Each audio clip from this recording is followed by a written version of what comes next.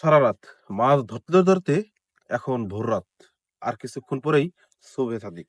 আমাদের ডান পাশে আমাদের জেলে ভাইয়েরা এখনো তাদের কাজ চলছে।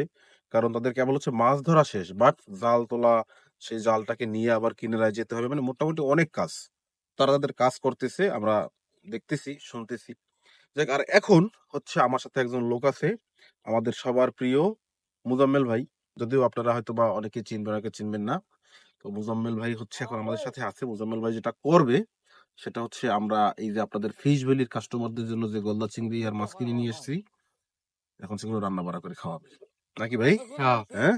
জি, রান্না বাড়া হবে তো? হবে। আচ্ছা, তো দেখেন আমাদের পিছনে এই যে এখানে হচ্ছে মাছগুলো আছে। এগুলো হচ্ছে গলদা চিংড়ি। মাশাআল্লাহ এই হচ্ছে গলদা চিংড়ি। এখানে প্রায় ৪ কেজির মতো গলদা চিংড়ি পাইছি। এক গড়ায়, কুসুমের গড়ায়। বাট এরকমের আরো বেশ কিছু গড়া আছে এবং সেখানে যে গলদা চিংড়িগুলো হয় সেগুলোও নিবো। বাট ভাবলাম এখন একটু সময় আছে, আগে হচ্ছে রান্নাটা করে নিই।